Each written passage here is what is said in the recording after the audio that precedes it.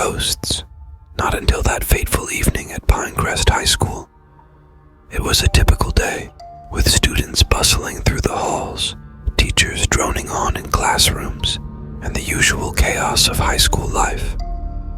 But as the sun dipped below the horizon and the school emptied out, an eerie silence descended, setting the stage for the terror that would unfold.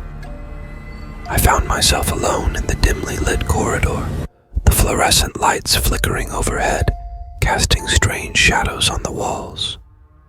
The air felt heavy, suffused with an unsettling stillness that made my skin crawl. I shrugged off the unease, chalking it up to my overactive imagination, and focused on finishing my homework in the deserted library. As I packed up my books and headed towards my locker, a movement caught my eye, a fleeting glimpse of something dark and indistinct at the far end of the hallway. My heart skipped a beat as I turned to get a better look, but whatever it was had vanished into the shadows. I shook my head, trying to dispel the sense of foreboding that gripped me, but it lingered like a cold hand around my throat.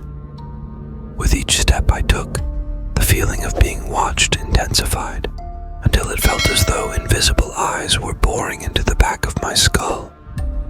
I quickened my pace, the rhythmic sound of my footsteps echoing off the empty walls. But no matter how fast I walked, I couldn't shake the feeling that I was being followed. And then I saw it, a figure standing at the end of the hallway, its form shrouded in darkness.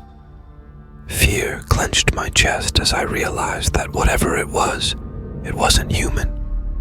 Its shape seemed to waver and shift, like smoke caught on the breeze, and I could feel its malevolent gaze boring into me. I wanted to run, to scream for help, but my limbs felt like lead, weighed down by an invisible force. I stood rooted to the spot as the figure began to glide towards me, its movements fluid and unnatural. Panic surged through me, threatening to consume me whole as I scrambled to unlock my locker. My fingers fumbled with the combination, sweat slicking my palms as the specter drew closer and closer. With a final desperate twist, I wrenched open the locker door and hurled myself inside, slamming it shut behind me. I pressed my back against the cool metal, trying to control my ragged breaths as the sound of footsteps grew louder and louder. I squeezed my eyes shut, praying for it to go away, to leave me alone. And then, just as suddenly as it had appeared, the presence was gone. The hallway fell silent once more, the only sound the pounding of my own heart.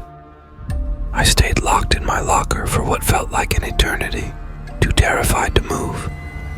When I finally emerged, the hallway was empty once more, as if nothing had ever happened. But I knew better. I had come face to face with something beyond comprehension, something that defied logic and reason.